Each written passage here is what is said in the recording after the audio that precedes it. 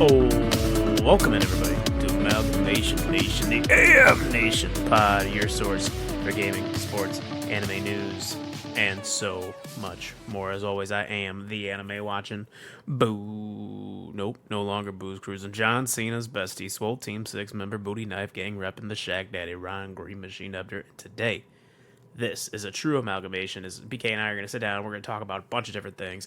He's about to be a dad. It's really cool. Well, by the time you listen to this episode, he will have been a dad. We're going to talk about Spider-Man video game. We're going to talk about the Oreos. We're going to talk about U.S. soccer. We're going to talk about so many different things. So it's going to be a really fun episode. As always, find us on Twitter, Instagram, TikTok, Threads, all that good stuff. It's at AM Nation Pod, youtube.com/AM Nation Pod. Go hit the subscribe button on all that. Listen to the podcast on podcast services such as Spotify, Apple Podcasts, Google Podcasts, and more. Just search Amalgamation Nation. Twitch.tv/Undead Black Bull is where you find David. So give him a sub there as well. If you have Amazon Prime, you get a free Twitch gaming sub month. So give it to Undead Black Bull. And of course, Epic Games creator code AM Nation Pod helps support the show. No extra cost to you while you're playing Fortnite, Rocket League, Epic Games on your PC, all that good stuff. AM Nation Pod. Now, without further ado, joining me today from North Carolina, Brendan B.K. Kennerly. BK, how are you, sir? It's good. It's last night of freedom ever. I told Colleen, I got home, bitched a little bit about work and shit, and then had to do some stuff. And I was like, well, so if you figured out what you want for your last freedom meal, the last meal that you ever just have to worry about you and I. Then just for people going forward, my wife Colleen, who's been on the podcast, she gave us her Hogwarts Legacy still in-game review. She's finished just for people at home that have been following along. She has finished the mainline story of Hogwarts Legacy, and so she was like, it was funny because she was like, well, I don't want to finish the main story if I can't still go out in the world and do stuff. And I was like, no, don't worry, you're okay. You can finish the mainline story. I was like, they'll give you an option to stay so you can keep doing the side quests and all that stuff. I was like, because there's a lot to do. She's like, oh, okay, that's good. So yeah, she's still really enjoying it. But last freedom meal because she's getting induced tomorrow morning, 6 a.m., which is I think the doors open to I guess the main doors of the hospital open up at 6 a.m., which is I'm waking up earlier than I normally do for work. How are you feeling as we're heading into this last day before pregnancy? Yeah, it's exciting and nervous, and it was weird. And I was trying to describe today at work to Colleen, and it was the fastest, slowest day ever, into where it seemed like the day was just rushing by, but at the same time, I still felt every tick on the clock. It was such a weird thing, just because I was I don't know, because I was trying to make sure all my ducks in a row were set up before I'm out of work for a little bit here, and then just thinking about it, okay, I will have another human being that I have to this will be relying on me and everything. And so it was a weird feeling. It's almost hard to describe, but it's I was trying to absorb everything, think about everything, which was almost slowing it down. But then the day was just speeding along. Next thing I knew, it was already noon. I was and one of my coworkers got up, left for lunch, and I was like, fuck, it's noon. I feel I was just in my own headspace and doing everything. So it's definitely exciting, but then also nervous. And so, I haven't slept as well the past, couple weeks, just because, just worried about Colleen, want her to be safe, want the baby to be safe. And so she's a little nervous. Obviously, I mean, she's doing all the hard work tomorrow. I'm not.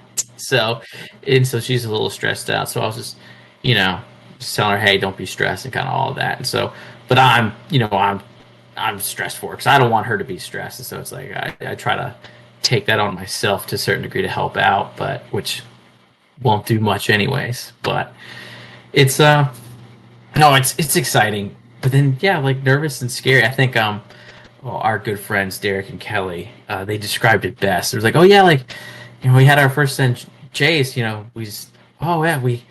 him, and then all of a sudden they're like, oh yeah, now you got to go home with them, and they were like, oh, we got to go home with this thing. I'm like, wow. And because it's like, that's a big thing, no, it's exciting. We already have like the baby bumpers for like the edge like already set up like at quite a few places around the house, so we've been baby proofing a little bit, I guess, just in case if she wants to start running at 6 months, because that's when I did. Yeah, yeah, that's what Colleen is like worried about. She's like, oh my gosh, if she's like you, she's running around at 6 months. That's terrible. I was like, well, sorry, we'll find out. I that would be absolutely wild.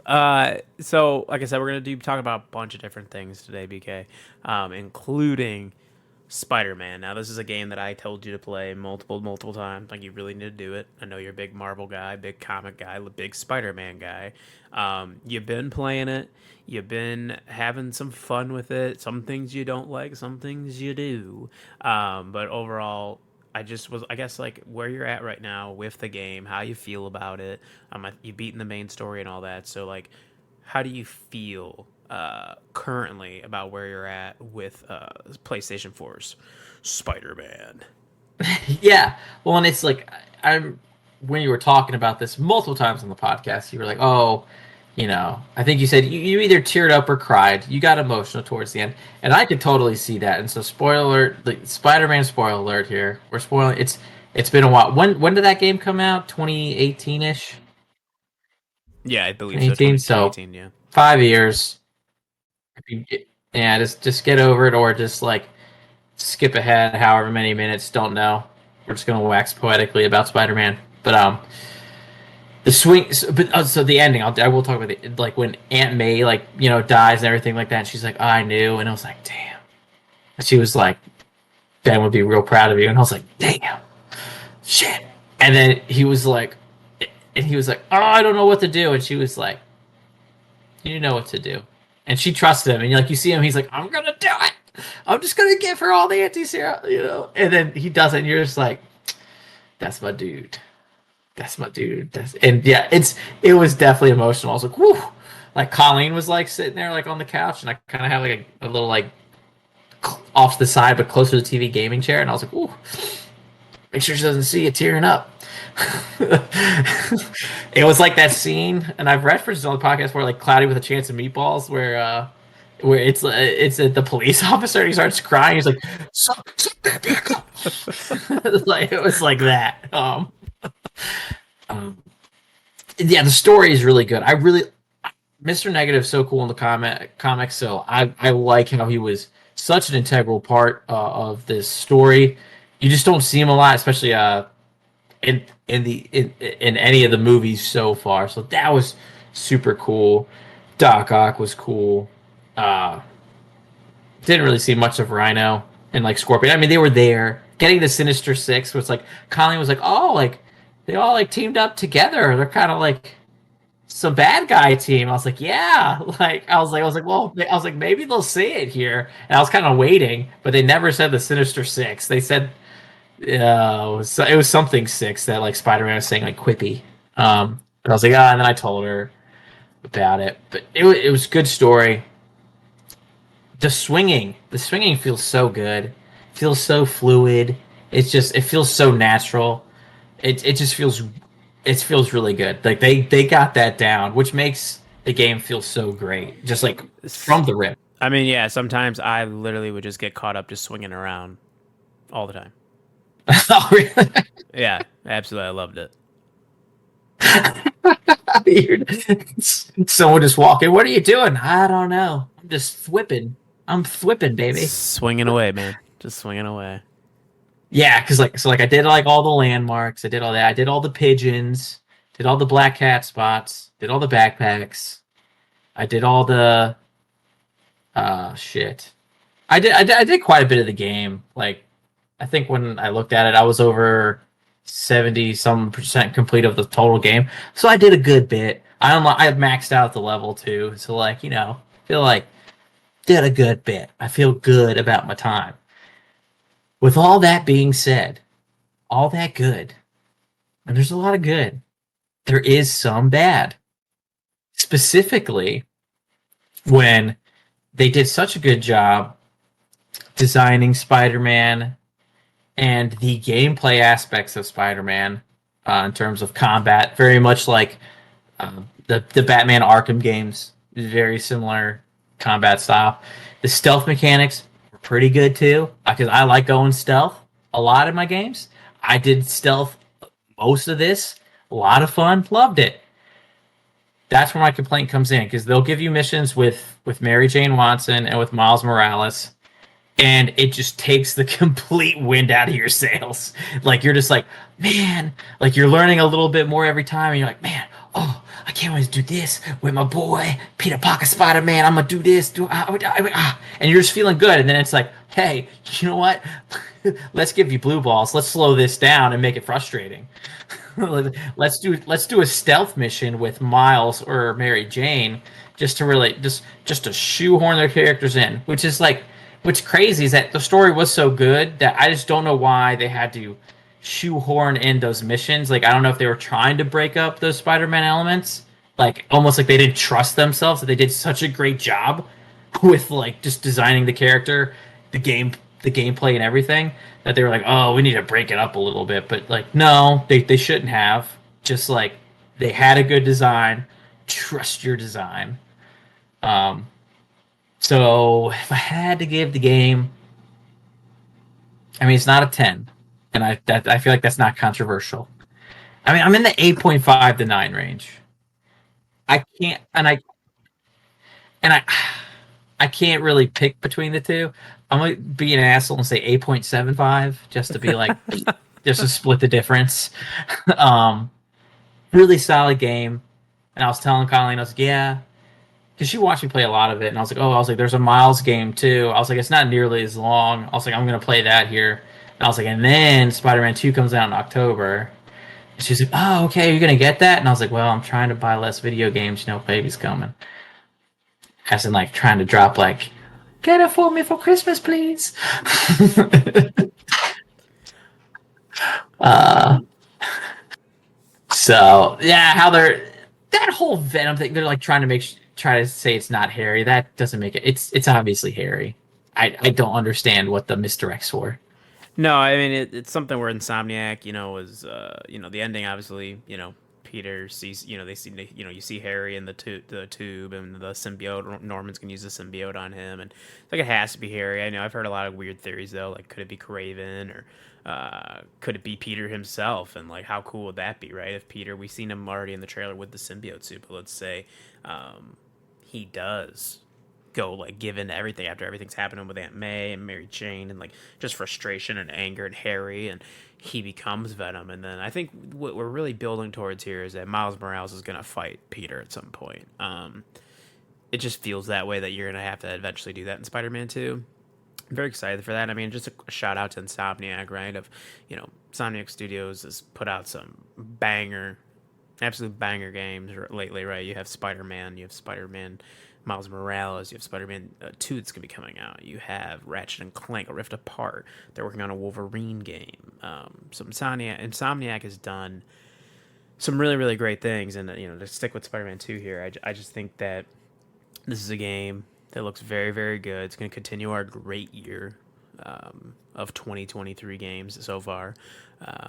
And they can go a lot of different directions with the story, especially with Venom being one of the most popular Spider-Man characters, and at least for me, one of my favorites personally. And I'm very, very excited to see where this goes. Yuri, the voice actor for this PlayStation Spider-Man and Spider-Man and other mediums and other video games as well, has done such a good job so far in the trailers we've seen, and like when he has a symbiote and like that anger and that aggression, and he's like, he's not, we're gonna see how it compares to the '90s cartoon Spider-Man, right? That was pretty good. Shocker. That was pretty good, but I just think overall, like we're about to be in for a really good time with Spider-Man 2, and like I said, I mentioned Spider-Man 2, Spider-Man, Miles Morales, Spider-Man the first game, Ratchet and Clank, Wolverine, like Insomnia, and they're working on another AAA game, so like Insomniac has done just an absolutely fantastic job so far, and I don't think Spider-Man 2 is going to be any different. I think it's going to be another really just great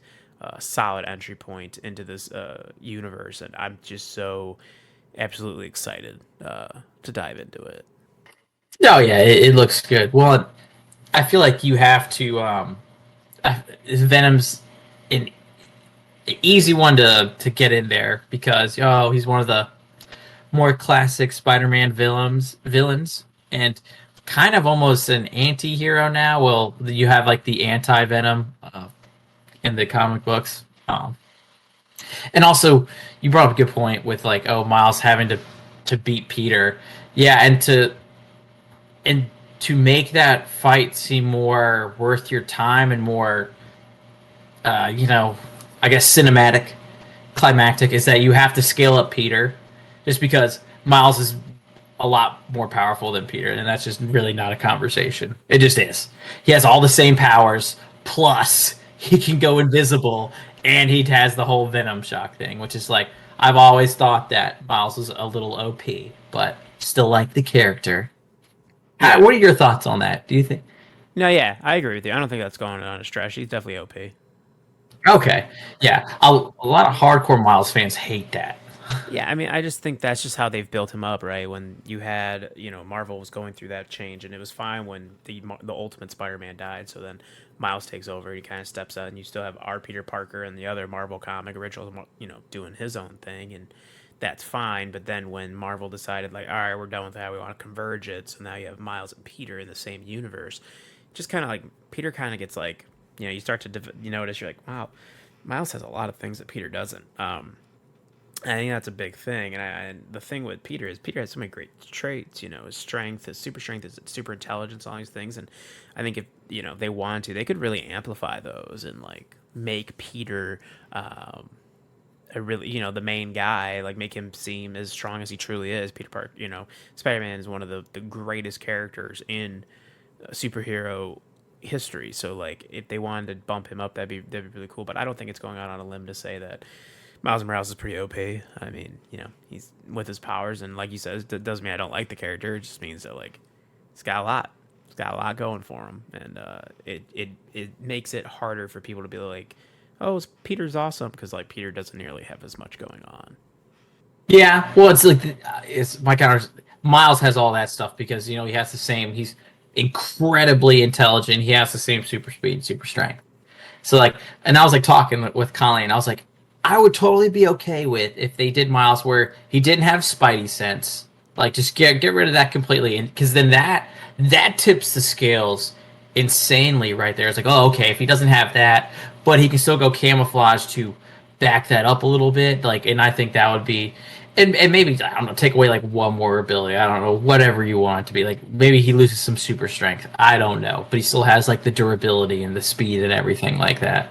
So I don't know, but Miles still a cool character just because all the Spider-Man characters they're all pretty cool. All right, so with Spider-Man 2, I haven't been doing a lot of reading on it because I was avoiding all this stuff because that's the other one coming. Are we gonna get more Spider-Men or Absolutely, women? yeah, no doubt. I think Spider Gwen shows up at the end of Spider Man 2, no doubt. Okay, okay. Yeah, like the game ends maybe, and like Peter and Miles are cool or whatever, and then you see a portal, and like boom, there's Spider Gwen. I just think it makes the most obvious sense at this point. Like she's definitely the number three behind those two. I don't think it's really close. Um, Yeah. so I definitely think we're in line to see. They're going to start it. Look at the movies and stuff like multiversal thing. Spider Verse is a big thing, so I think you definitely see Gwen pop up here. Well, and they had Sunset Overdrive as well there on the Xbox One. That was awesome game. Yeah, Spider Gwen makes the most sense just because she's probably the third most Spider Man like right now. I would say behind probably Miles is the most popular right now because of Spider Verse, then followed by Peter Parker, then her. That's like a solid third. Yeah, I mean it's definitely those three. I mean there's other ones, right? Spider Noir and Spider Ham and all sorts of other Spider Men, but like yeah, no doubt it's definitely Spider Gwen. I just think it makes the most sense to put her in a game. I would love that. I would also like a whoopsie baby between Mary Jane and Peter. That's, but like they and there's like, oh crap, and it's like they leave on the cliffhanger of like she's like pregnant or whatever, and so then it's like that's like the Mayday Parker tease, but doesn't really like it has to develop into anything. But there's maybe like little things sprinkled in Spider-Man 3 where it's like the baby's acting weird. It's just crawling on ceilings and stuff. Yeah, Spider Baby. Yeah. Um, so moving on here, right from Spider-Man, let's talk a little bit about the U.S. Women's National Soccer team. They're in their World Cup. They just played Vietnam the other night. You know, been pretty cool. It's a little bit later for some of these games, but it's been pretty awesome to see the people obviously get really hyped for this, and you know they're the favorites to win. So we're gonna kind of see where that leads. So with their game over Vietnam, I believe they beat Vietnam pretty good. So 1-4 for America. But we'll see going into it. So I guess BK, as you're where you at with the U.S. Women's National Team, let's talk a little bit about it. I know you love soccer and you're a big fan of it. So where are you at with this team after their game against Vietnam? Ah, okay, yeah. So yeah, the U.S. I believe they won 3-0. I think that's what it was. It was either 3 or 4. Yeah, Sophia Smith had a couple goals and an assist. She did very well. That was her first World Cup start for the U.S. women. Trinity Rodman did very, very well on the opposite wing of her. Rodman was the right winger. Sophia Smith was left winger. They look good, and there was by the punditry were like, oh, the U.S. women were probably expecting to win by more, probably were wanting to win by 4 or 5 or maybe even like 6 goals, which is like,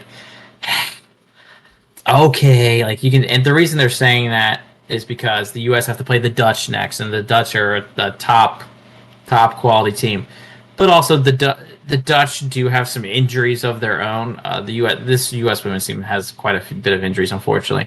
But the Dutch team, they're missing their top goal scorer, Vivian Miedema. She plays for Arsenal. That's why I know her so well.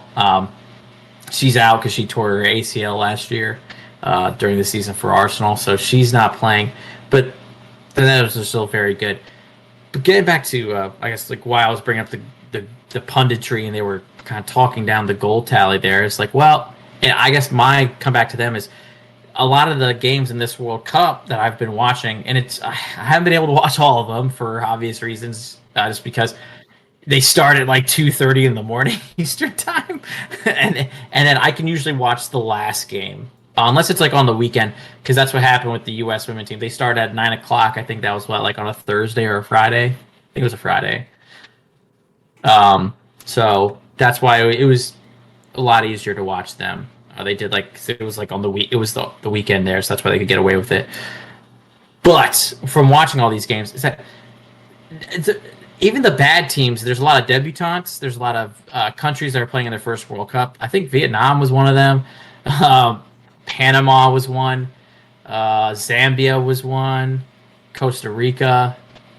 There was a few others. Republic of Ireland. It's their first World Cup as well. So there's a lot of brand new World Cup teams, and none of those teams have really gotten blown out. Other than Zambia did get blown out, and Panama.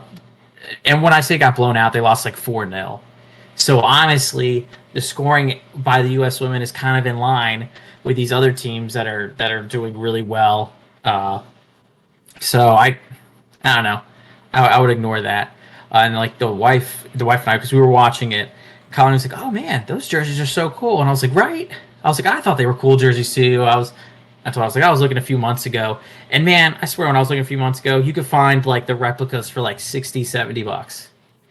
Not anymore. Like $90 cash, like for the replicas. So, but the wife and I got them ordered. They'll be here August 4th though. Super long shipping from Fanatics. Don't know why, but that's where I did it from because they also had the 2% cash back on Rakuten. So that's why I did it. So Oh well, I mean, I hope they will get you your jerseys in time. Yeah, those jerseys look pretty tight. I've been looking at those. Get like a nice, cool little custom one, right? It'll stay pretty easy on the back or something like that. But was there like they didn't have like a faster, like they're not going to ship them to you like a faster option or anything like that. Well, it cost extra, and I was like, no, I want the free shipping Oh option. yeah, yeah, absolutely. Yeah, no, we want free. I hope they actually just ship it before. Like, I hope it ships before August 1st with the UPS, the driver's strike. You know what? I hope they just ship to FedEx or DHL. Just anything else. Like, just insulate us here a little bit. Well, I mean, because my wife was like, "Oh, we can hold off on getting the jerseys," and then I was like, one morning, I was like, you know what? Like, fuck it, because I even had some Fanatics cash as well. I think I had like 15, $20. So like, I completely wiped out all the taxes and everything like that. So I was like, all right, it makes me feel a little bit better. Um, but it's just, yeah, like I didn't want to wait into where it was like the end of the tournament and like, oh, you can wear like the jersey once, Like I want her like to be able to wear it while the team's actually like playing like World Cup, like the biggest tournament that they have every 4 years. So Yeah, absolutely. Sticking with soccer, Lionel Messi debuted here in the MLS. Were you able to see his goal to start off his MLS career? That it was pretty awesome. yeah, so we weren't watching live just because that was when the women's national team was playing. And I was even talking about with Colin, like doing like the MLS season pass. I think because like they've prorated it kind of for the end of the year here, and I think it's like 35, $45 on Apple TV Plus to get it. And she was like, are we really gonna watch just for Messi? And I was like, probably not. But yes, we did. Yeah, we did see it, and we're like, oh, yeah, solid goal, solid goal. Yeah, when I was over at P. Tahiti and Molly's, we were watching the Open, watching some golf, and they just kept showing the Premier League coming to Peacock this August. Are you excited, BK, with Premier League and Arsenal? Well, it's the biggest soccer league in the world, honestly. It's not even a question. It's just the fact that it's the toughest top to bottom. But Arsenal have done well this transfer window. Saw Granit Xhaka leave. He went to Bayern Leverkusen. Shout out to Xhaka. Like, wore the captain armband for Arsenal. Sad to see him leave, but he was 31. Yeah, 31-ish. I could be off by a year or two. I think I'm off only by a year. But he left. But they brought in Declan Rice. He's one of the top players in the Premier League. He's 24, midfielder, box to box midfielder. He's on the English national team. He's a stud for them. They got him for like £100 million. It's a lot of money, but stud. It was the guy they wanted from the rip. So they were even like they said that leaked like back in January, that during the January transfer window, they were like, we want Declan Rice in the summer. I was like, okay, all right, let it be known now, 6 months in advance. They got him. Urian Timber, Ajax from the Dutch league, the Eredivisie. I probably am saying that wrong. They got him. I think that was for 45 million or so. He's going to be a left back slash center back, possibly play right back as well. So he's gonna young guy as well. Arsenal finished second in the league last year, as we talked about. Had the youngest average starting lineup in the league, and they actually got younger.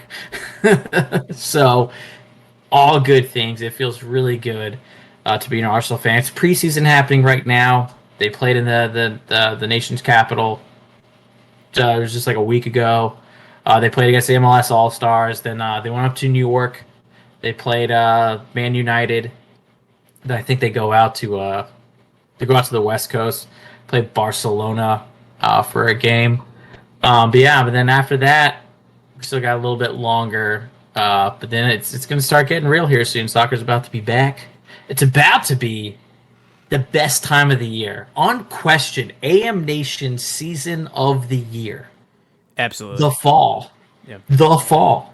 Yeah, no doubt. The fall's literally the best. It is my favorite. You got football. You got yourself some morning soccer as well. You've got the nice hoodie weather and jeans. I love that. Good old pumpkin spice latte. The fall is just so beautiful.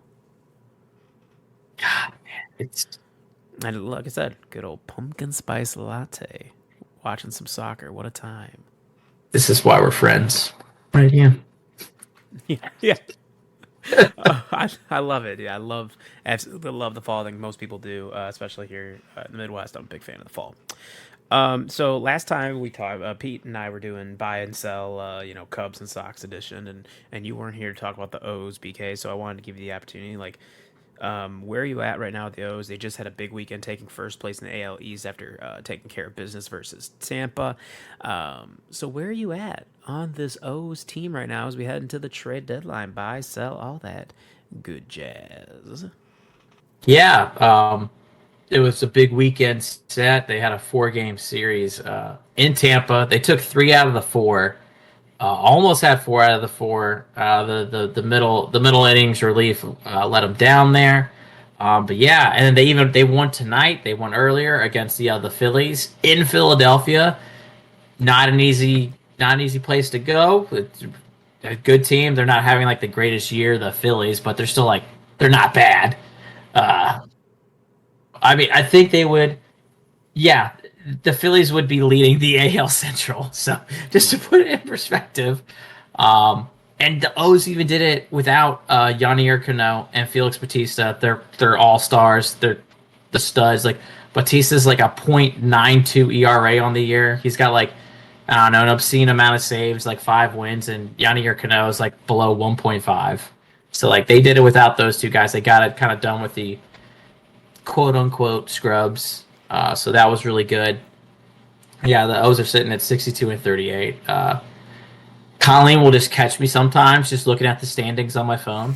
And just because it's just, I just like looking at it. I just don't do anything else. I just sit there in dark mode and I'm just like, oh, yeah, it's cool. And like, I don't even scroll. I'm just looking at the same thing. It's just a still picture.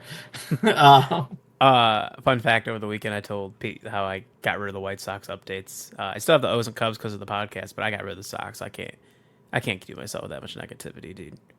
That team's awful. They're just a damn disgrace. So I was like, I'm not gonna do that. Put myself through that. I'm sorry, buddy. No, I get it. But in terms of buying and selling, you guys certainly had some thoughts and respect them. I guess I come, you know, it, it's been a while since the O's have been good. It's just like last year we weren't bad. We were like a competitive team, I guess you could say. Like I would say this year we're probably a good team, but we're still not there. Yeah, we're 62 and 38 overall, but our run differential plus 49. It's nothing like out of this world. It's not like so the Rays 61 and 42. They have a 144 run differential. Texas Rangers 59 and 41. They have a 151 differential. The Atlanta Braves, best team in baseball, hottest team in baseball. They're just studs. 64 and 34 overall. They have a 148 differential. So that's what makes it, the Dodgers here, 57 and 41. They have a 106 differential. So the Orioles have won a lot of close games this year. So that's why I don't want to go all in, just because I think this year is almost like a blip to a certain degree. We're winning a lot of those close games that I don't expect to win next year. We still have to do a lot more building behind the scenes with the middle inning relief, getting some more starters back. And people forget that Orioles are going to get John Means back later this year. He just threw a no hitter the other year, the first like no hitter in like that the Orioles had in like 30, 40 years.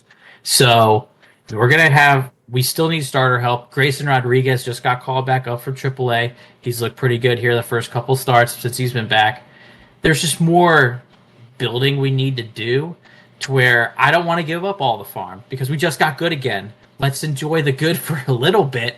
The window is just opening, and I think if you make an all-in trade like for Shohei, that's a trade when you do where you're like, okay, the window is like solidly open, or it's like closing soon. That's like you're okay, like we need to make this trade. Like we have to do this. I just don't think the O's are at that stage yet in the window because like I think the window is like just slightly opening. It's like, oh okay, here we go. We're letting in a draft. I definitely understand.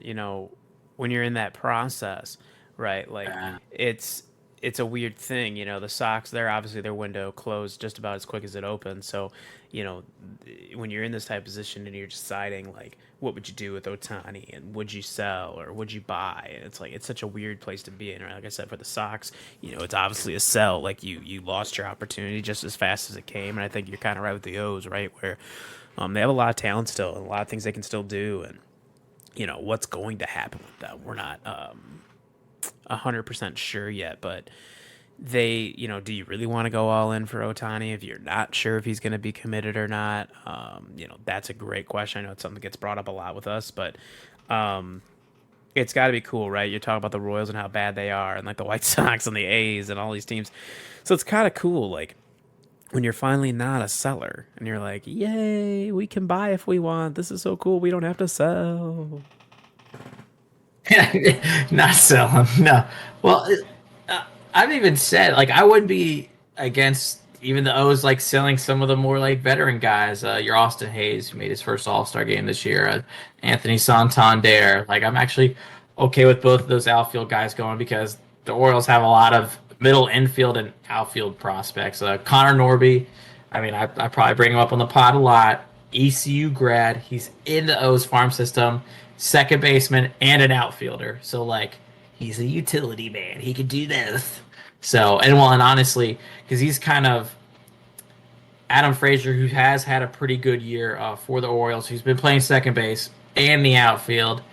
I believe Frazier was it was only a 1 year deal, so I think Frazier is not going to get re-signed, and then Norby will get the call up beginning of next year and kind of fill that utility man role. But there's we have the prospects to where let's not like hit the panic button yet because this Dan Duquette, who was the manager of the Orioles when, or the GM, I should say, excuse me, was a GM when the O's like were good, like what went to the ALCS, like when I was working for him, like Adam Jones, Manny Machado, like that those years, Nick Markakis and such. And what he did for it was about I think it was like 3 or 4 years, just kept trading prospects for rentals or trying to get like trying to land a starter. And it didn't work out, and it completely depleted the farm system and screwed us over to where we had to do the Tankapalooza because it was kept going for it year after year after year after year, which is like you can't do when you're a small market team like the Orioles. It's not like the Dodgers where you're like, okay, we can throw a bunch of money at free agents and get these guys to come in, and so we can kind of just like we can deplete the farm system a little bit because we can just keep bringing guys in. It's not an issue. And we can also re-sign guys. We can, if we bring them up through the ranks, we can re-sign the guy easily. Orioles can't do that, and so that's why I just don't want them to get into that boom bust, like the crazy boom bust cycle. And I know this is gonna upset a bunch of our Chicago fans on here, but the Cardinals historically, other than this year, have kind of been a good model franchise for that, where it's like they'll splurge every now and then, very rarely, but like they keep the farm system steady. They will make a few trades when they have to, but it's like they always compete year in and year out. And damn it, I want that. Like I just want that. I know that's like selfish, and obviously, who doesn't want that? No, no, 100%. I want that. Please, please. Yeah, Like, just let me be good, for God's sakes. Yeah, but the Cardinals, what a great example they are, yeah, and it's they just do a damn good job every single time. But yeah, I would love that. Just contend every year. Like that'd be so fun. yeah. It's just yeah. If Shohei would love to commit long term, Yeah. awesome, awesome. Yes, seafood. Yeah, yeah. Seafood. Just also like, all right, and maybe I'm crazy, but like he's 29. That has to be considered heavily before you give him a contract. I mean, like think about all the other 29-year-olds that got like massive deals, like Miggy, and like how has that really worked out? I think he actually might have even been in his 30s when he got that crazy deal from the Tigers. It's and I know you're this is with this. I'm I like Shohei too. Like, but I know you're on the boat. You're steering the boat. you're propelling the boat forward. You got your feet in the water like Popeye style, just like you're propelling the boat forward. But it's like he's 29. Like if you sign him to a 10-year deal, are you just saying like, you know what? I know the last 5 years of this deal are gonna suck. Are you just like accepting that? Yeah. Yeah, absolutely. Okay. Yeah. Okay. I think for Otani, right, this contract is so interesting and what's going to happen to him because, like, we've never seen this before. It's unprecedented to have a guy so great on both sides of the ball, right, hitting and pitching at the same time. We've never seen it. So, is he like a $300 million pitcher and a $250 million hitter or reversed or whatever? I mean, that puts his contract somewhere between, 500 to $600 million. And, I think at the end of the day, like, you're going to accept that for 5 years, you're going to get a really awesome player that puts you in a position where maybe you can be successful and win a World Series. And then for those back half of the 5 years, who knows what he actually is. But I think, like you said, it's very unprecedented. It's going to be interesting to see, like, if there's a team that really wants to, like, take that risk. Yeah, it's interesting because like, well, Ichiro didn't really leave the Seattle Mariners until it was kind of like the very end of his career. He stayed there. I look like you're about to say something, so I stop. Okay, so if we're going to like judge like one great Japanese player against another, you say, oh yeah, he'll probably stick it out with the Angels for better or for worse. Yeah. Which like, I don't know. Like, why don't the Angels just trade Shohei and Trout? Honestly, Yeah, I know they should. They should move on from both of them. They should move on you could from both. completely revamp your farm system that way. Like, you just get rid of them both. I think for the sake of baseball, they just both shouldn't be on the Angels anymore. You know what I mean? Like, it's what a travesty that like both of them have like never really been in an actual meaningful playoff series. Um, it's just that's really bad for the game when that does happen because it's like they are the two best players in baseball. So it's like you're not they're not marketed really properly. Well, that's a whole baseball problem anyway when it comes to marketing players. But like they they just I just want them to go do their own thing and like I also really don't want them to end up though like on the Yankees or the Dodgers or you know the Mets. Yeah. Well, it's like I think David was talking about on the podcast, like on one of the previous ones. Like, oh, the rumor is that Shohei wants to stay West Coast, and so it's like, okay, well, so then Mariners seem like a great choice. Like, Yeah, I fully support Shohei going to the Mariners. I'm okay with that. yeah, Or I mean, the Diamondbacks have to be considered. They have a young team like right now.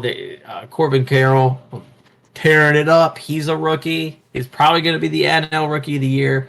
Well, he's going to compete with Ellie. Never mind. But I think they're both really good at baseball. They're both very, very, very good. So I can see the Diamondbacks because that's still like West Coast. I mean, for the most part, it's West Coast adjacent. Uh, the Vegas Athletics or whatever they're going to be called, they have to be considered. They're going to have a brand new ballpark. What better way to get people to sign up for season tickets? Shohei Otani. yeah. Absolute stud. I love me some Shohei Otani, dude. All I care about is he picks a team, he signs long term, and I'll buy a jersey, and I'll be happy with it. You know what I mean? Like that's fine, because that's generational, and it's just so crazy to see. It's just absolutely Yeah. insane. I wonder What about your Sox? Do you see your Sox making any moves? right here at the deadline. Yeah. Oh Like, yeah, have you heard any rumors either from the yeah. I've heard a lot of Chicago Lucas Sports Giolito Wire? talk. Right, that Lucas Giolito is going to get moved. I've heard the Dodgers are looking to add multiple players from the White Sox. Who those could be? I wouldn't be shocked if we package Cease and somebody else together to go somewhere. That wouldn't surprise me. Cease is probably the most enticing one in the sense of like the control you still have over him at his young age. A year removed from a Cy Young candidate, right? I think you're gonna move Lance Lynn. I think that's gonna happen. I think Eloy doesn't get moved. I don't think Luis Robert gets moved. Tim Anderson, probably time to go. Like a lot of this team and even the relievers, like Kendall Graveman's in there and Bummers and like probably Liam Hendricks. Like it's time. You blew it. You opened the window for a split second, and then it was like one of those where it's like wasn't really locked in right, so it just slammed right down really quick. So that's gonna have to be taken care of. It's just unfortunate. I know there's been so many like discussions because it's like, okay, so we're gonna let Rick Hahn and company like have to be in charge of this like dump off, and it's like the White Sox are their own worst enemy, and they always will be. So it's interesting what's going to happen here at the end. Like I said, I assume they're selling off because you have to get prospects back in here, right? I think right now they have 2 in the top 100. You would like that number to at least double, right? You'd like to have at least 4 in the top 100 to kind of start to rebuild this farm system a little bit. And the White Sox, what's so interesting about their farm system, it was never that like they didn't really sell off the farm like to get some of the veteran pitchers that they did and other stuff. They just don't know how to draft the farm and develop the farm. You know what I mean? So it's like a whole different can of worms for the Chicago White Sox here. So I'm just ready for it to end. I'm very, very excited for baseball to be done on the South Side, at least. I've already like began looking at my season long like NFL bets that I can start setting up because we don't got to worry about all that no more. We don't got to do that. And in like a week when we hit August, my brain will shut off from White Sox baseball probably completely, and my brain will fully start to engulf into football at that point. Like I'll be all in. Illini revealed their new uniforms today, looking just like Syracuse for whatever reason. That's cool. We're just a full-blown Okay. Syracuse imposters, it looks like. But I thought they were kind of cool. So yeah, I mean the White Sox just a poorly run organization, top to bottom. I don't, when you think about this team and you think about being serious about winning, right? If you are serious about winning, you should have never brought Tony La Russa. That just to me already showed that you didn't care. That's one. But then 2, to try and fix it, right? You brought in the bench coach from the Kansas City Royals. The Kansas City Royals, a team that has a run differential of negative 167. Okay? Now the White Sox are negative 76. That's not great either. But how do you bring in a guy from the Royals? You know what I mean? Not great. There's other options on the table, I think, for the Sox, and they take the cheaper, lame route every time. So, small market mindset in a big market, it's just how they are. It's how they operate, and I am ready for their season to be done. Sorry. Hey, this might feel better. Guess what the run differential is on the Oakland Athletics? Negative 260 something, right? Negative 258. So Yeah, I mean, you're I was very really close. That's disgusting. That's The Sox insane. still lost to that A's team, but that's like super disgusting. It is, and they actually only have one less win than the Royals, which is crazy. Yeah, that's gross. That run differential, woof, stinks to high heaven. Well, I'm glad you brought up developing prospects because I just want to shout out the Orioles. Yeah, like we tanked and got some high draft picks, but I don't know if people remember, and we talked about on this podcast that Jackson Holiday, who's the number 1 prospect in baseball right now, I said that really fast. He was not the consensus number 1 overall pick last year. There was a lot of conversation of who was going to go number 1 overall. It could have been 4 or 5 different guys. And I was talking to my buddy JG about this. He's like, well, no, like I heard like on Baltimore sports radio that was like really like Jackson Holiday. And then I was like, if you looked at all the drafts and everything like that, and all the guys they were talking about, there was a few shortstop prospects. There's a second base prospect and a couple outfield, but they just made the right choice, and they've been able to develop these guys. I mean, like Gunnar Henderson, who's in the pros, 2nd round pick. So I mean, Every other team had a chance to get him. They did not. Orioles got him in the second round. Kyle Bradish, who's leading the Orioles in ERA right now, he's like a sub. I think he's around like a 2.5 ERA, if not sub that, which is really good. That's really good. He was a fourth round pick, so they've done a really good job of identifying, mid to late round talent. Jordan Westberg, who's called up, I think he was a third or fourth round draft pick. It's they've been able to find the guys, draft and develop them, because you can't just draft like first round guys and then hit it, and then just crush it. It's just like the NFL. Like, you have to be able to draft in rounds 2, 3, 4, and 5. It's the same with the MLB, because there's so many different positions that call for so many different things. You have to hit in those middle rounds and develop. Yeah, absolutely. If you can't develop, you are screwed for the most part in this game. You got any more baseball? Or are you good? Yeah. Good. I'm enjoying it. It's been fun. I don't think I've been too obnoxious about it. Like, I feel like I was like, all right, just no, well deserved. Just trying to keep it even keel, because honestly, like, just because the best team in baseball is the Braves, and they're just gonna run through everybody. Honestly, like, I think it's the Braves and no one else is close, and that's also why I don't want the Orioles to go all in, because as great as Shohei is, like, I think if the Orioles got Shohei, I still don't even think it puts them on the level of the Braves. Just because I think the Braves are just that good. They're so good. The Braves are so good, and like their entire core is locked in for so long. Like, I don't like to like 2027 or something. Yeah. Something silly. Oh, God, that's what it's like to have a well-run baseball organization, dude. That is cool. That's always been the Braves, though. I mean, think about like the '90s, where they just won the pennant, and the NL East pennant. Like, I can't even remember. It was like they won it for over a decade, like, in a row. Like, there are another organizations like the Cardinals where, like, they had a little blip there, but that smooth sailing. Oh yeah, they figure it out. Speaking of smooth sailing, BK, Microsoft won their court trial, whatever, with the FTC.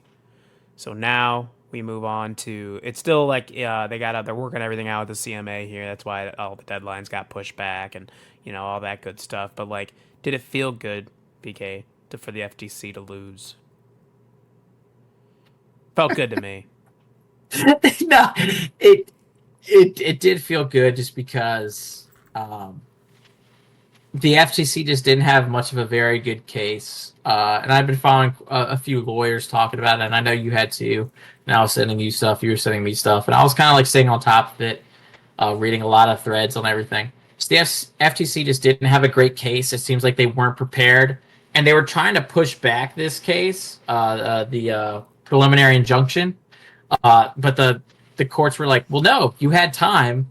Why did you try to push this back? And it was just, I'm just thankful that Xbox won that. It looks like they're trying to work a deal with the CMA right now. The CMA and Microsoft agreed to not escalate their case further to the CAT tribunal. So it looks like they're negotiating some things with cloud gaming and such. So the UK could be screwed for cloud gaming, but let's be real, cloud gaming is still a decade plus out.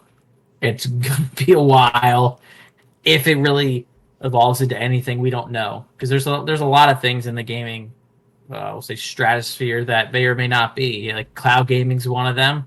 VR is absolutely one of those things as well. Like, who knows, like, how much of the slice of the overall, like, profit slice it takes. You guys talked about that, where Microsoft, the big thing with this ABK, Activision Blizzard King merger is the K in that King, which their headquarters are actually in the UK, by the way, which, fun fact. But mobile, Candy Crush makes money hand over fist. Like, all the Activision, like, it makes more money than all the Activision and Blizzard games. It just, and that's a crazy thing to think about, but it does. And that's where Microsoft really wants to, like, get into the market. They've seen, where you saw with this case with the FTC, you saw that console gaming has kind of stagnated. Like, oh, okay, like, you can really only push so many units, then you're really you're relying on the person to purchase games, to keep purchasing content. But the market that seems to be growing and growing and growing is mobile gaming. And so it makes sense to get in there to try to really get their foot in the door, because that's one thing that Sony's not really doing. Nintendo's never gonna do that. Like Right. in terms of like cell phone, like in terms of a handheld's different than mobile gaming. Let's just get Right. that cleared up. Um, did you actually see that the leaked Sony handheld Yeah, I today? did. Like, Yeah. like, yeah, was it like Sony Q, Project Q PS5 or something Q, like that. Yeah. Project Q? Yeah. That's not for me. You know what I mean? I can't do it because the problem with that process, right, is that like it's gonna have to stream via your console. And like I just don't it's not nearly as appealing as the Nintendo Switch. Does it? I'm not trying to directly compare it to the Wii U.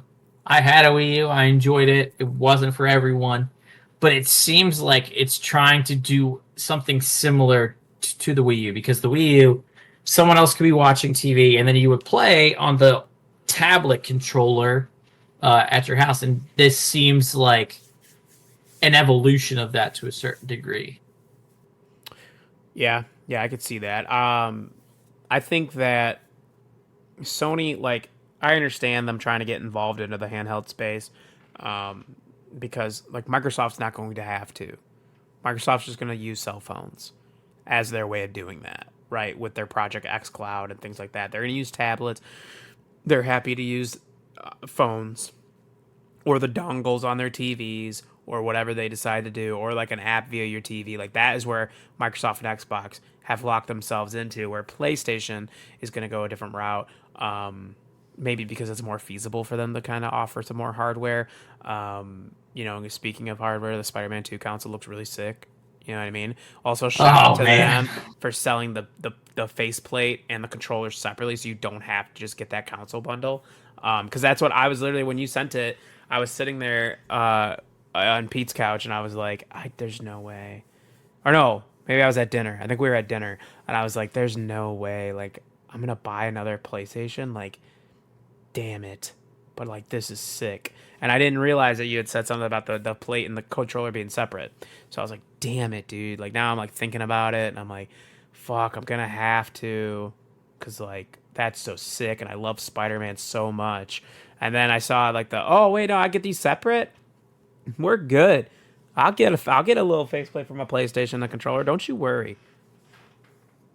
No, I do like how they did that. I guess the collector slash reseller in me was like, oh, the resale value on like Oh the yeah. actual uh the one where it's not a plate, it's like boom, that's going to be going for crazy resale value. Yeah. Like insane. So like that's why part of me's like, I can get that and I could probably flip that for an easy profit. I could probably double or triple that and feel really good. Oh yeah. Oh yeah. And Um, really quickly. that's true too.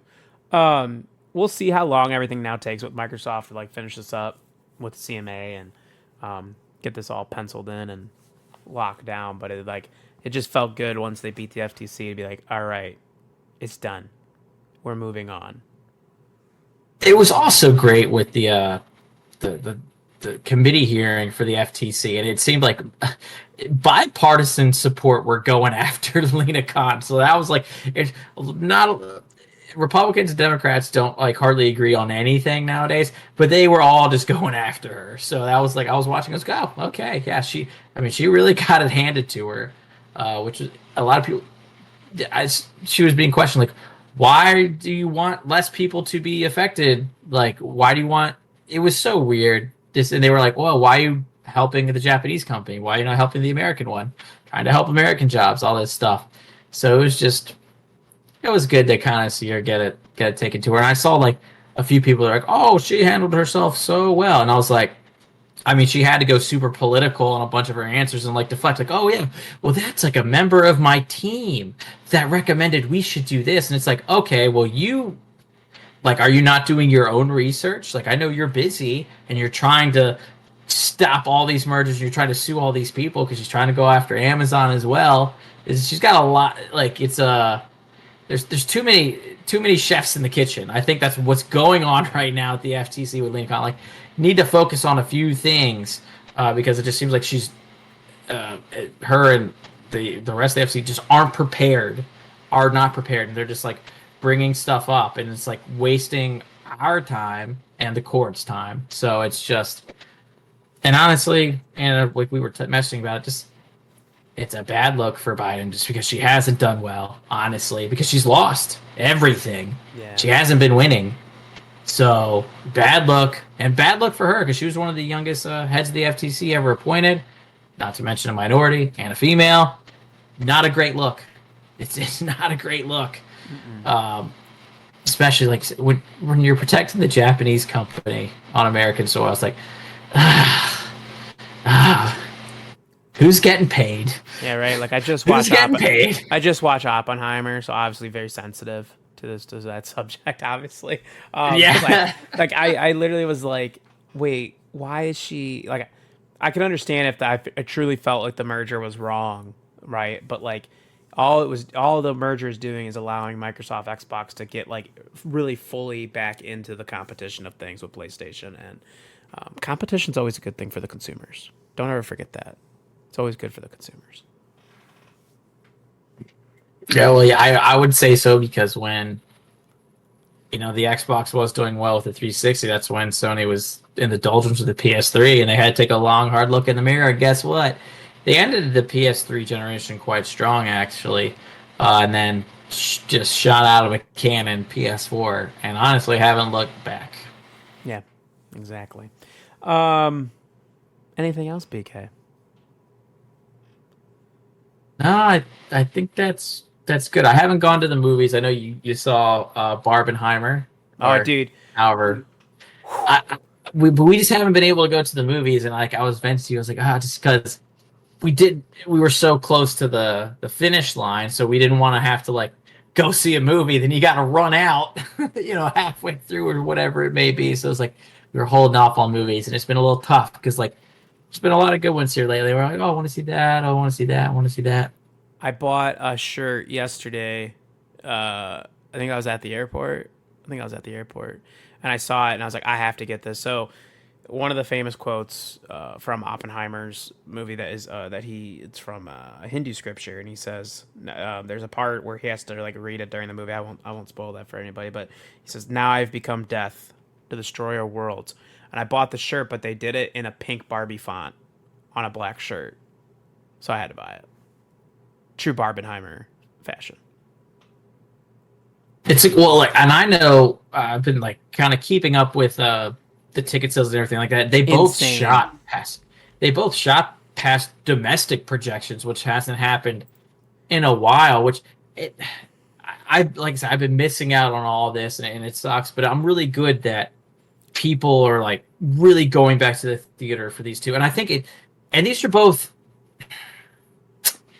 not like original IP, but they're a new movie concept to a certain degree. Like we've never had like a Barbie movie. She's never had like this kind of thing. We've had World War II movies, but not necessarily from like this kind of perspective of Oppenheimer and such. So it's really cool that these not like comic book movies, not these big like sequels, not these big prequels like it was like for Avatar and such, like not another Fast movie, not another Transformers, not hating on those, but It's really cool that these movies that are like different, unique on their own, at least for now, are really getting people excited. And like we even had that for the Super Mario Brothers movie earlier this year. While that was kind of something new as well. So it's cool that people are really responding to it. And so hopefully after the actors and writers strike ends, and shout out to all the actors and writers, keep it up. Animators are talking about going on strike here soon at Nickelodeon and Cartoon Network, and as well as there was another one. Warner Brothers is, I think, a part of Warner Brothers. Yeah. Thank you. Yeah, because the team behind Poison Ivy at HBO at HBO Max at Max. Yeah, they're talking. Yeah, Poison Ivy, Harley Quinn. Sorry, they're talking about doing it. So I mean, just shout out to all of them because they're trying to replace everybody with just AI. So this is where people need to stand up and fight. And I think both of these movies doing well shows that these unique ideas that are done by writers and actors like bringing a lot of variety to the screen is good. It's good for the people. It gets people excited, and it makes me excited just as a movie fan. Yeah, absolutely. Like I went this afternoon to see Barbie. That was really good. Like I was very surprised that like I liked it. I was like, this is a really really good movie. Really nailed it. And then I saw Oppenheimer, and in my mind, I was like, there's no way this movie can live up to the hype that has been placed on it with all the casting and like all these things. And like, nope, they did it. They met all those expectations and then some. Like the if you are a fan of movies and like really good acting, so like they just nailed it. Everybody brought their A game. Whether it was Cillian Murphy, Emily Blunt, Florence Pugh, Robert Downey Jr., Matt Damon, etc. Like they all brought it, like very much so, and that was a really really cool experience that I think everybody should take the time and experience watching that movie at some point. It was really good, and it's also something like you said we never got in a World War II movie told from the eyes of Robert Oppenheimer, and Oppenheimer obviously being one of the greatest American minds of all time, right, and the father of the atomic bomb, and I think that was really cool to dive into that. It was 3 hours, but it just didn't really feel like 3 hours to me. I was just very invested into the story and like how it was progressing. And kudos to Cillian Murphy and Robert Downey Jr., who are kind of like the two main back and forths the whole time. It's not really a spoiler, but like there's a part where JFK's name gets name dropped at one point towards the end of the movie. And literally, I looked at my brother. I'm like, "What is this like the Avengers, dude? Are we like name dropping Spider-Man and Black Panther? Like, JFK will return." Like, I don't, you know what I mean? I don't know. It was very funny though. But like, it was, that was really cool.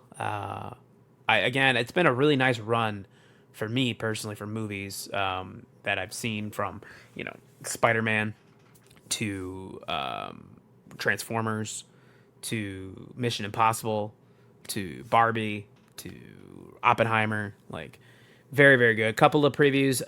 Mission Impossible, son of a bitch. Yeah, dude. I missed that one too. Yeah. Damn. That one will come out though. That's a good one to watch though. Oh yeah. Love me some Mission Impossible. That was good. I think the studio really kind of fucked themselves on that movie though. In the location, like, the timing of when they released that movie, like the week before Barbenheimer, like, and I don't know, maybe they just didn't think that Barbenheimer was gonna get the amount of push that it did, but like, it is the fourth biggest box office weekend of all time. It is the largest box office weekend since like the Avengers Infinity War in like 2018 or Endgame in 2019. So like pretty crazy, dude. Like what those two movies did, and like you mentioned, they weren't big franchises. Like these are two original stories. An original story about Barbie, and then obviously on Robert Oppenheimer. So like just really really good. Really really cool to see for the movie theaters.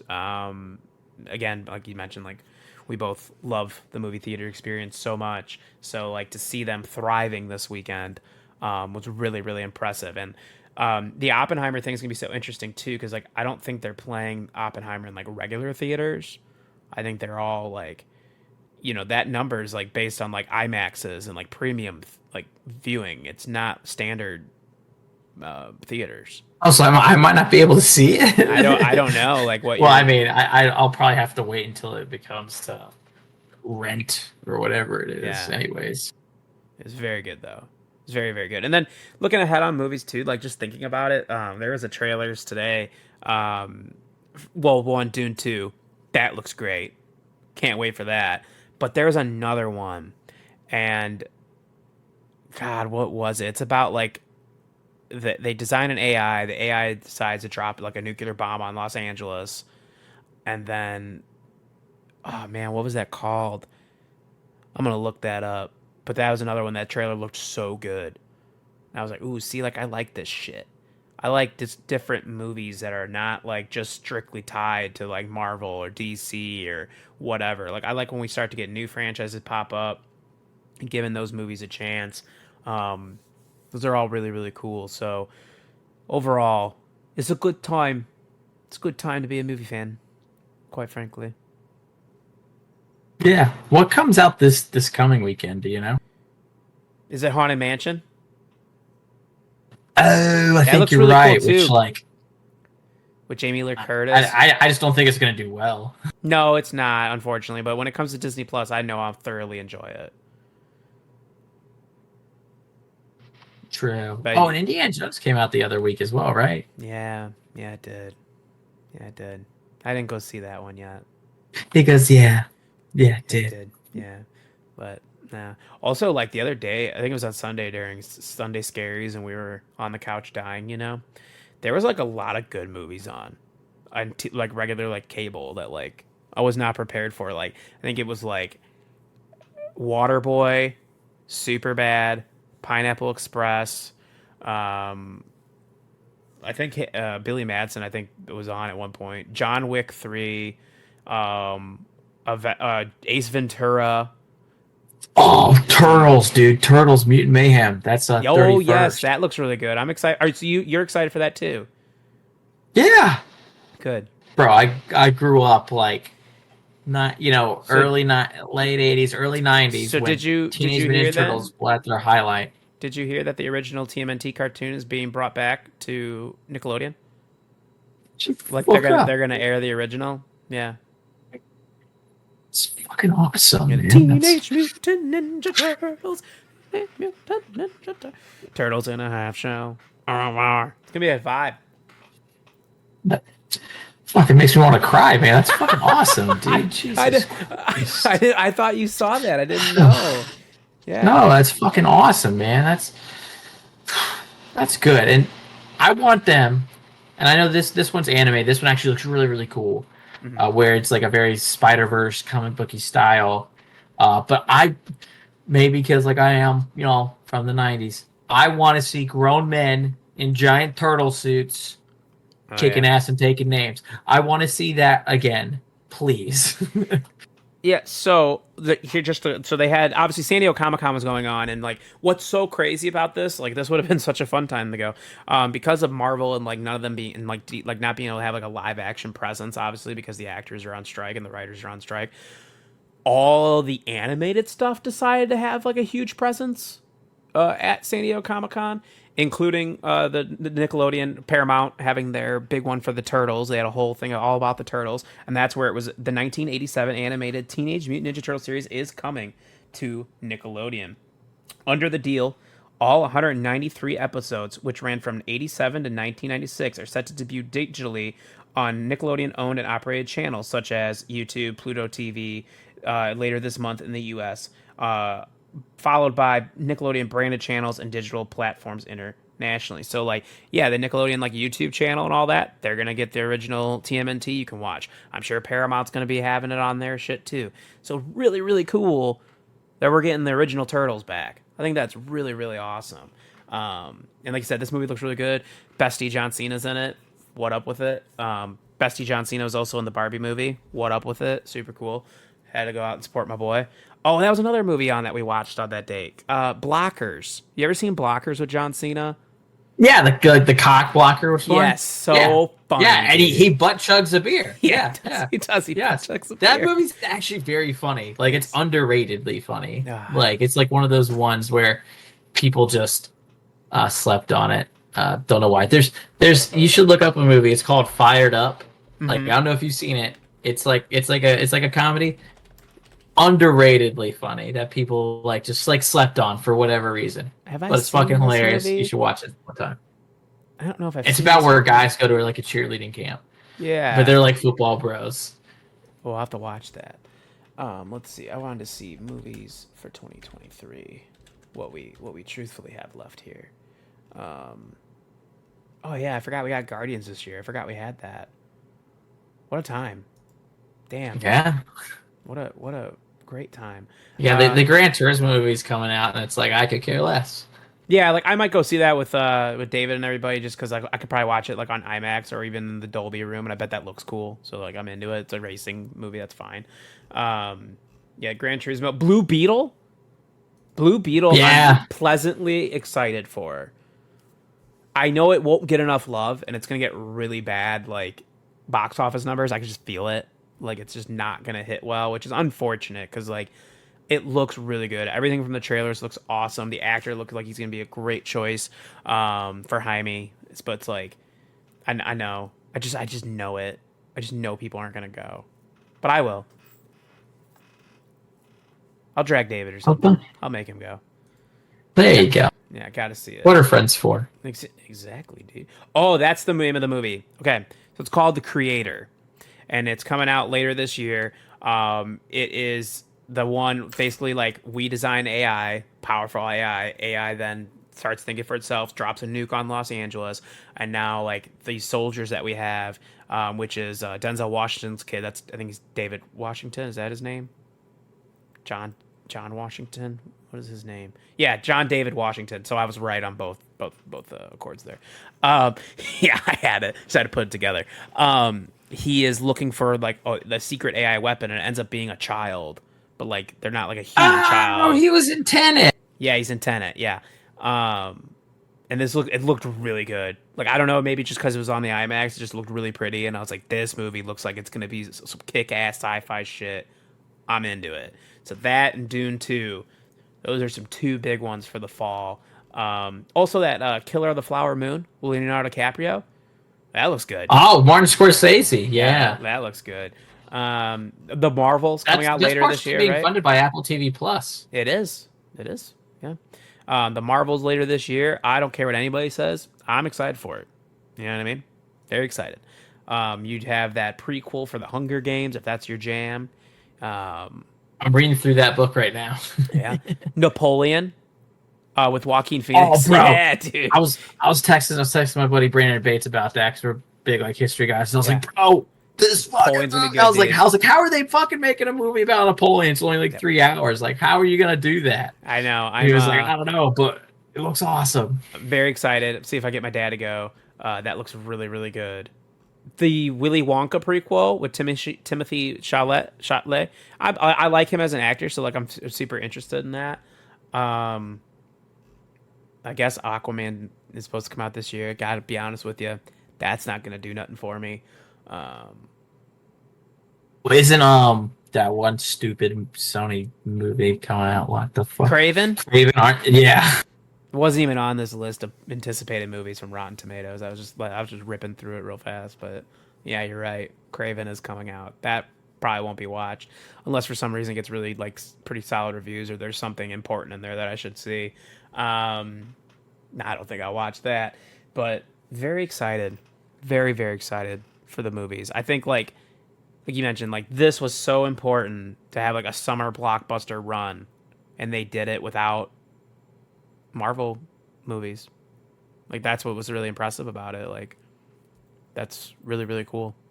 Because like when we were watching Infinity War on Sunday, as I was watching that movie, I'm like, God damn, I miss when Marvel movies gave me these feelings. This is so good. You know, like it's just such a good movie. Um, damn, you know, a break would have been cool, but it's all right. It is what it is. Yeah. It is what it is. Oh, Barbie. Also, a real fun fact: Barbie does make a joke about the Justice League movie because it's Warner Brothers, obviously. Um, they do make a joke about it, and it was very funny.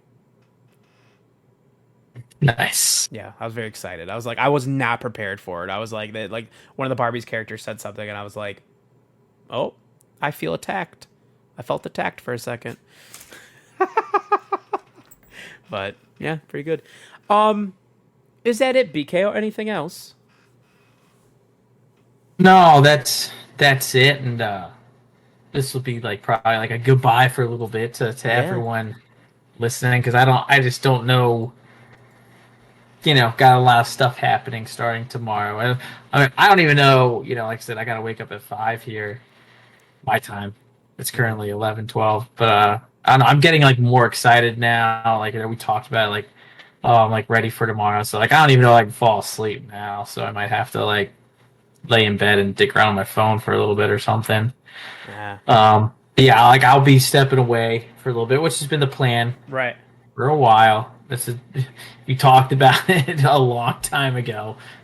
So as a brief goodbye to all the listeners. Thank you, and I'll still be hanging around and coming back when I can. It's just more important things have come up, but we'll get past like this phase onto the next chapter, and who knows? I'll probably have more time then. And I'll still be texting all the guys in the That's same right. podcast chat. So I'm not going anywhere, and I'll help out on notes and everything when I can as well. Oh yeah, they're all the uncles at AM Nation Pod. Very excited, very excited for you. It's gonna be awesome. Very pumped up. But yeah, we'll be getting BK in here when we can. He's gonna obviously be very busy. I believe this week we might be doing another show with Mike. Mike was hinting at that last week, and if he still has that gung ho energy, Mike, I love it. Keep it up, and we'll keep rocking through these shows. So, very excited for that. Um, but yeah, very excited. Glad we got to bang this one out. Good shit. Um, Everybody, as always, you can find the show on Twitter, Instagram, TikTok, Threads, all that good stuff. AM Nation Pod. You hit the follow button on all of those. Listen to the podcast on podcast services such as Spotify, Apple Podcasts, iHeartRadio, and more. Just search Amalgamation Nation. Also, youtube.com/AM Nation Pod. Hit the sub button on that. We appreciate that as well. Every episode we do now, as long as it meets the time criteria, I upload it immediately to YouTube as well. So you can check that out too. Pretty sweet. Twitch.tv/Undead Black Bull. Make sure you're checking out David. Give him a follow and a sub. I know he had a little bit of off time this month, so he did do a couple of streams. We'll see how August goes for him with his work schedule. But if you have Amazon Prime, you do get a free Twitch game sub a month. So give it to Undead Black Bull. And of course, the Epic Games creator code is AmNationPod. So if you want to help support the show at no extra cost to you while you're playing Fortnite, Rocket League, or any of those Epic games on your PC, make sure you use that content creator code AmNationPod. Until next time, you stay breezy. All right. Well, now that we are done past this and the baby's officially here, I just want to say congratulations, BK and Colleen, on the birth of your baby girl. I hope you guys have just have a wonderful time on this journey that you both are on. I think it's awesome. Very happy for both of you. And just a big shout out to BK for everything that he's done for the show for the last 3 years, really. And obviously, he's not, like you said, he's not done.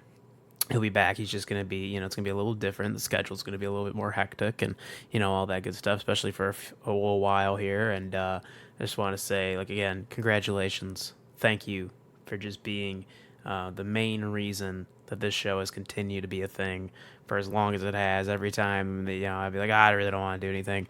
And you'd always push and doing the notes and all that good stuff. And I just want to say I appreciate you. Congratulations. And you stay breezy.